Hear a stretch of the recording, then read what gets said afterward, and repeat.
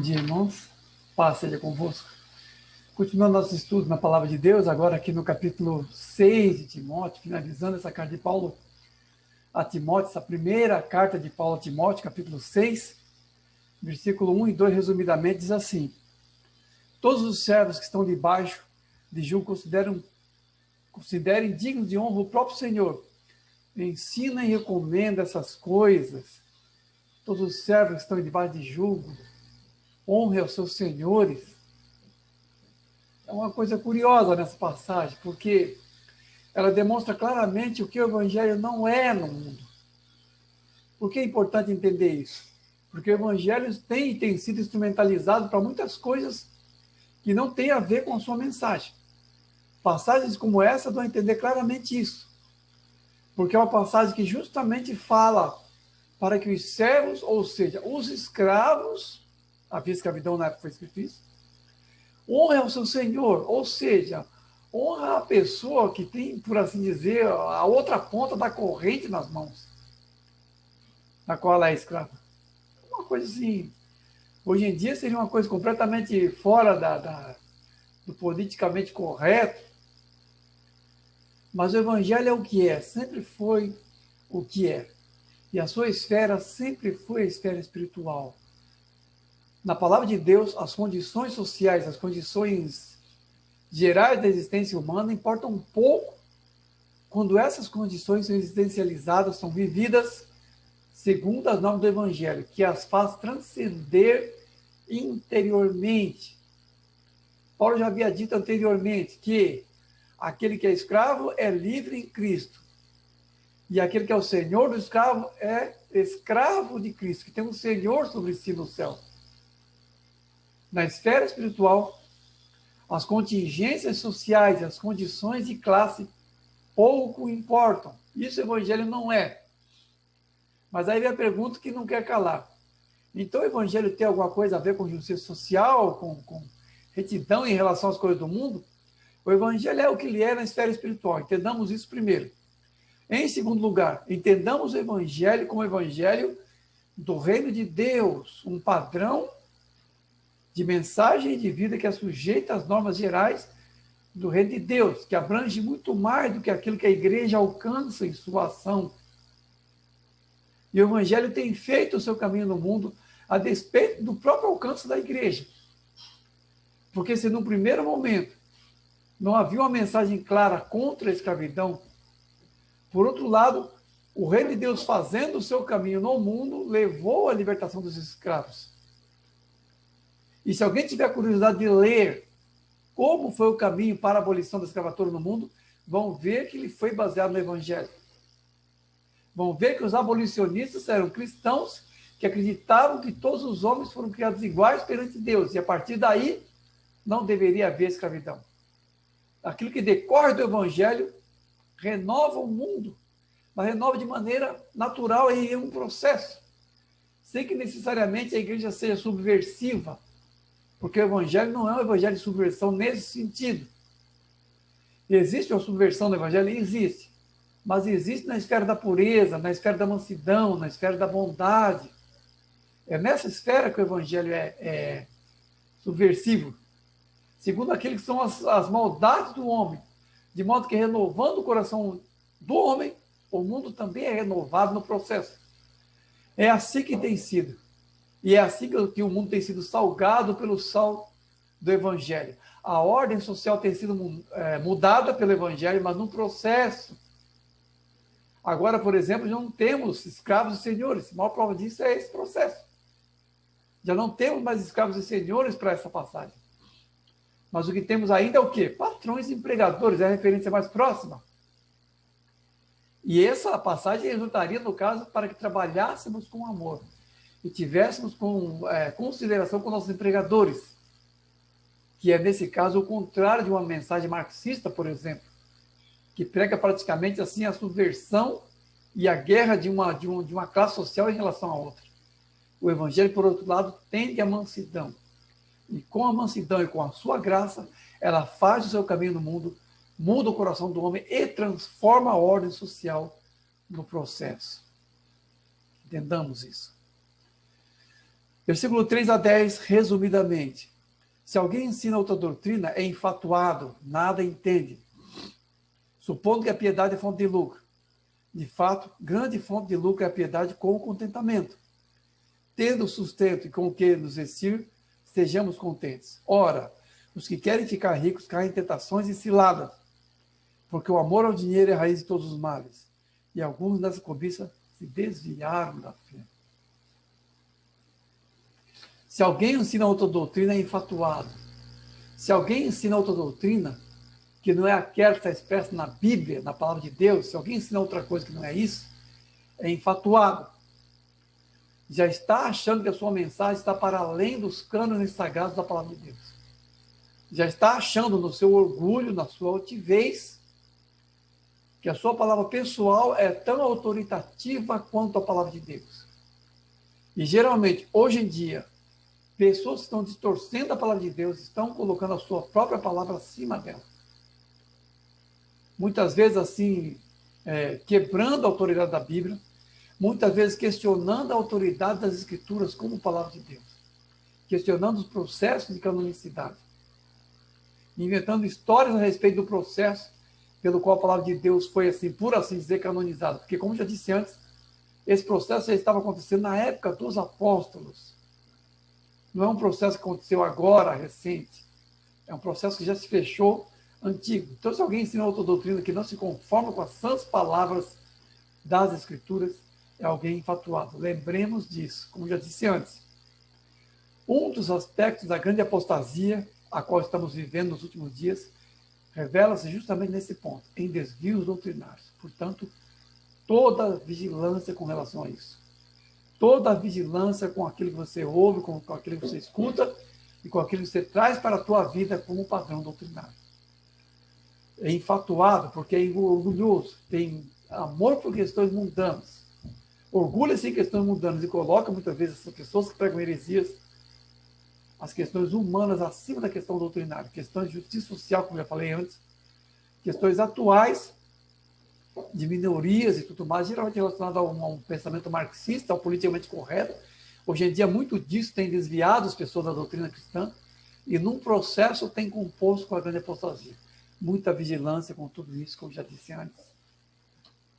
Depois, Paulo diz, supondo que a piedade é grande fonte de lucro, algumas pessoas se desviam por esse viés, por esse caminho, fazendo da piedade uma fonte de lucro. É curioso isso, porque é difícil imaginar que já no tempo de Paulo haviam pessoas assim mercadejando a palavra de Deus, mas ele já falou isso, já estava acontecendo isso.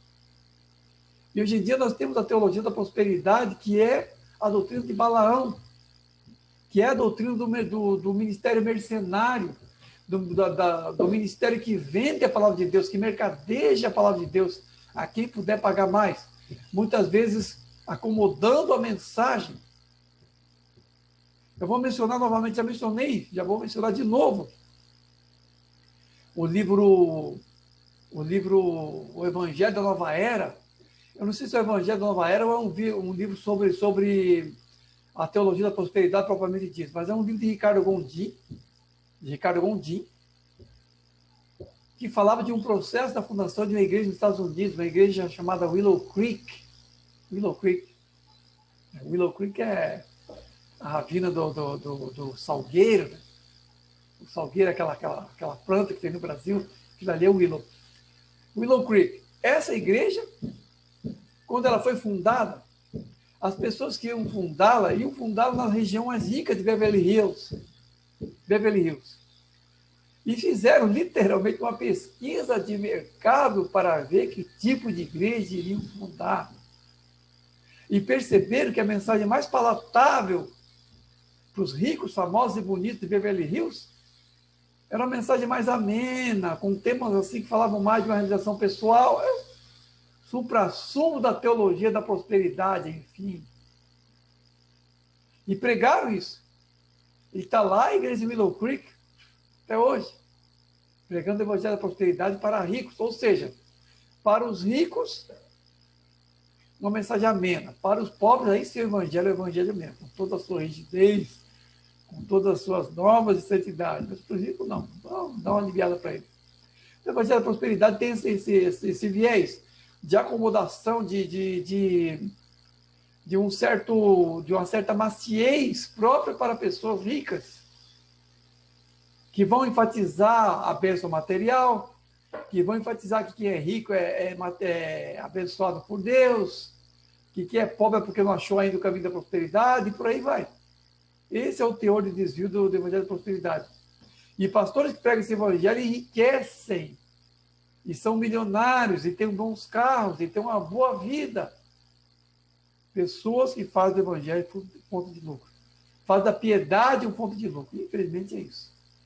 É o supra-sumo que está acontecendo hoje em dia, e que é o composto, como já falei, da grande apostasia, esse amornamento do evangelho, esses desvios, essa flexibilização da mensagem, seja por um lado assim, mercenário de ministério pela teologia da prosperidade, pela teologia voltada para ricos, ou seja por um liberalismo teológico também, justifica pecados como sexo antes do casamento, fornicação,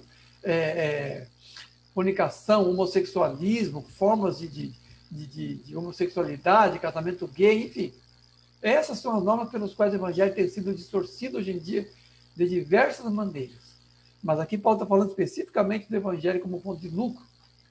E aqui Paulo coloca na balança o contentamento e a ambição como coisas opostas. O contentamento e a ambição não estão em uma mesma trilha de valores, não estão em um mesmo nível de consideração.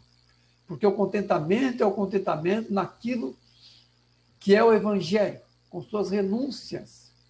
E aqui Paulo fala claramente isso, que a ambição é uma cilada que leva à acomodação, que faz das ovelhas, não ovelhas, mas público, que faz dos discípulos fregueses e não discípulos.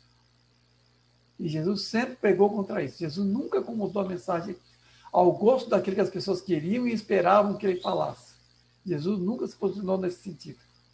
Nós também não devemos pregar nesse sentido. Estejamos contentes com aquilo que o Senhor nos dá, nem mais e nem menos. Inclusive, a palavra de Deus até exorta para que justamente os ricos, os ministros do Evangelho, não sejam apegados, sejam modestos. Já foi falado isso antes. É justamente para que o ministro do Evangelho não seja tropeço para o rebanho por meio de uma ambição e por meio de uma acomodação da mensagem, fazendo da piedade um ponto de lucro. Essa é a exortação de Paulo nessa passagem. E ele diz que muitos se desviaram. Alguns, aliás, aqui ele diz naquela época que alguns nessa cobiça se desviaram. Isso no tempo dele. Agora já não se pode dizer que alguns se desviaram hoje em dia. E sim que muitos se desviaram nessa cobiça. Porque, infelizmente, o evangelho da prosperidade, a teologia da prosperidade, já é a norma mais comum na igreja hoje em dia. Já não é mais exceção, mas é norma. Se no tempo de Paulo, alguns haviam se desviado nessa cobiça, hoje em dia, muitos estão se desviando. E fazendo com que o ministério, os pastores, sejam um tipo de elite, ainda mais assim do que já era antes. Uma elite espiritual e financeira, acima das contingências de pessoas que muitas vezes labutam, trabalham duro e ganham pouco. O ministério não tem se associado com os pobres, tem se associado com os ricos hoje em dia. Isso é um desvio. E através desses desvios, muitas distorções da mensagem de Deus têm sido cometidas. Estão justificadas as distorções da mensagem de Deus por acomodações. Isso tem acontecido nos nossos dias, infelizmente. E Paulo, depois, em seguida, exorta Timóteo assim, no versículo 16. Tu, porém, ó homem de Deus, foge dessas coisas. Antes, segue a justiça, a piedade, a fé, o amor, a constância, a mansidão. Combate o bom combate. Guardas o mandato imaculado, irrepreensível, até a manifestação de nosso Senhor Jesus Cristo.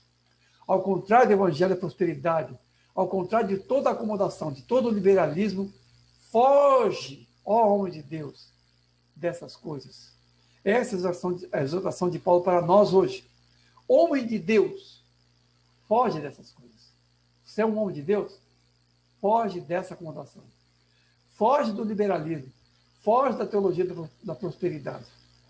Porque o que vem com facilitações, o que vem com acomodações, O que vem muitas vezes na igreja como pomposo e grandiloquente é desvio, é desvio.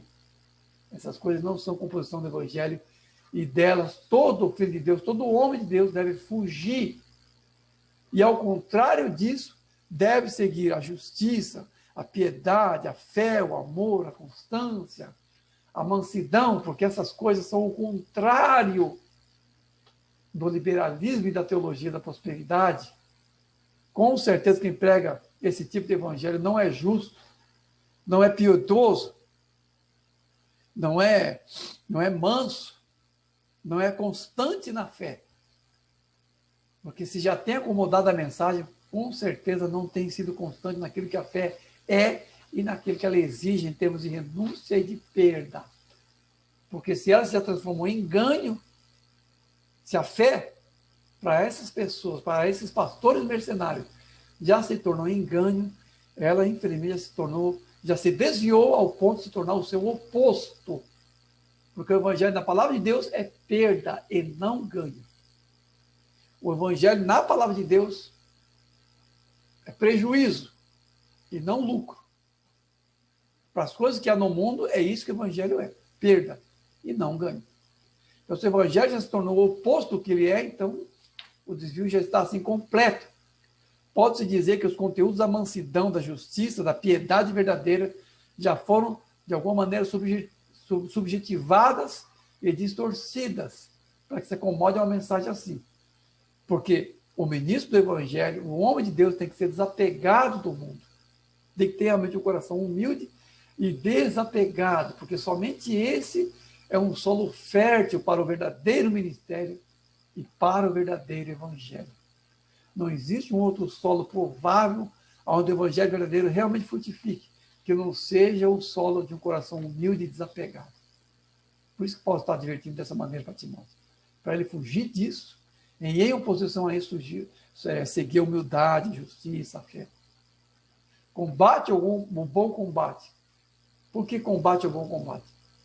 Porque o bom combate é o combate naquilo que é a expressão do evangelho. Essas são as normas verdadeiras da guerra espiritual. Nisso está o bom combate, naquilo que diferencia o cristão das coisas do mundo. O bom combate é a preservação da fé. Guardar o mandato imaculado é guardar o mandato segundo aquilo que ele comporta como mensagem. Se a mensagem tem sido pervertida, então o bom combate já não está sendo combatido.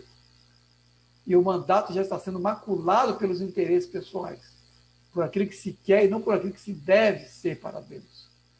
Essa é a exortação de Paulo a Timóteo.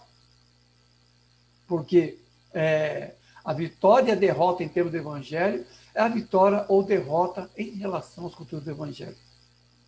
De modo que hoje em dia, se as pessoas estão chamando vitória de sucesso, é porque o evangelho está sendo pervertido.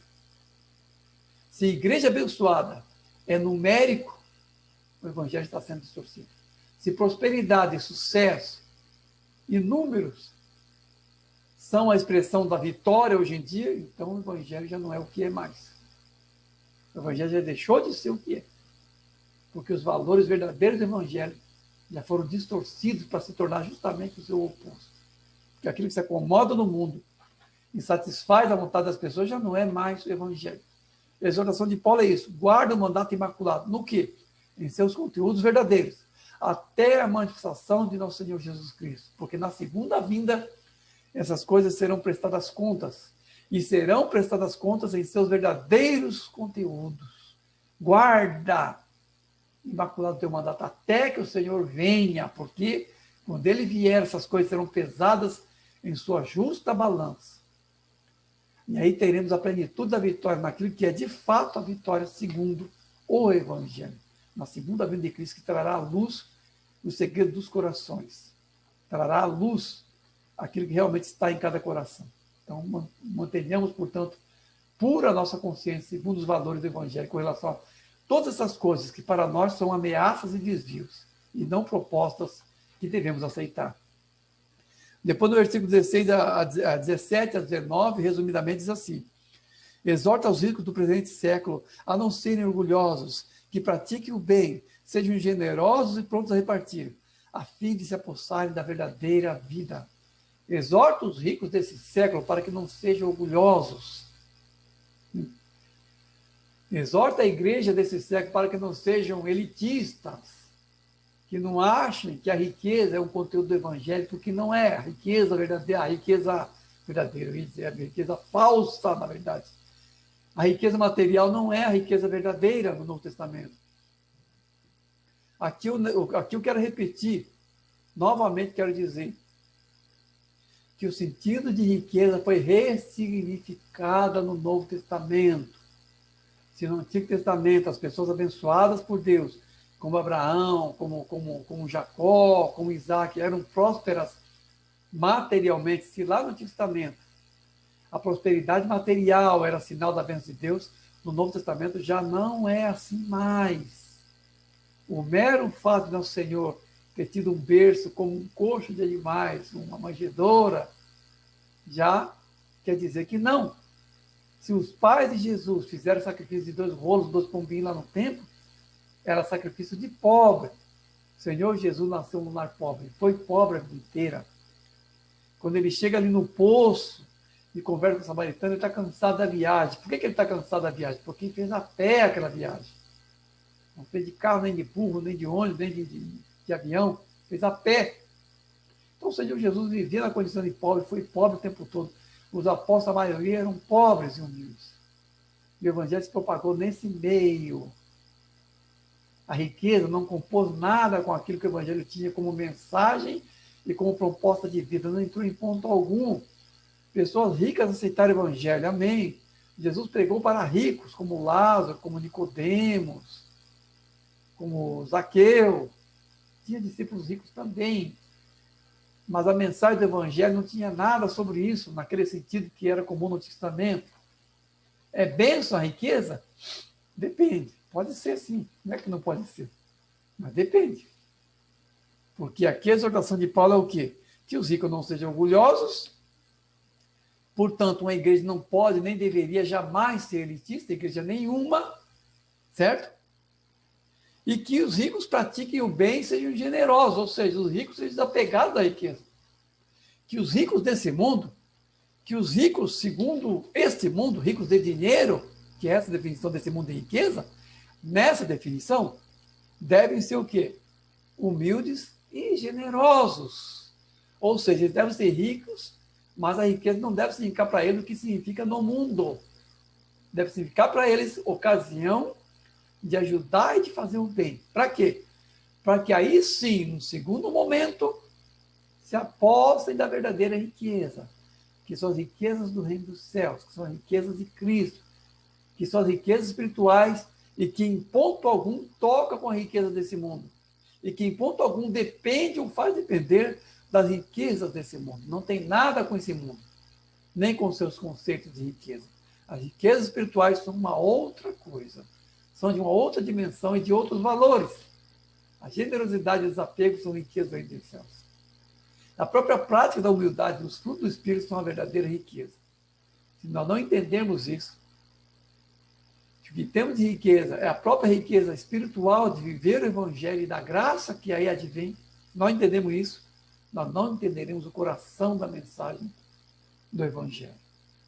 A humildade e a bondade como fruto do Evangelho, como fruto do Espírito, devem nortear a vida do rico, que é rico segundo este mundo. Então, o bem da riqueza, segundo o Evangelho, deve seguir ao bem da generosidade e da bondade, segundo esse mesmo Evangelho. Para que aí sim se apossem da verdadeira riqueza. A verdadeira riqueza não é material, mas pode ser um meio para que se chegue aí sim, no segundo momento, à verdadeira riqueza. Que os ricos entendam isso. E que os pastores também entendam isso. E que esse processo de elitização do ministério e de igrejas cesse se realmente essa exortação for praticada como ela está dizendo que deve ser praticada. Estejamos atentos a isso. Exorta os ricos, está escrito aqui. Não acomodem, exorta.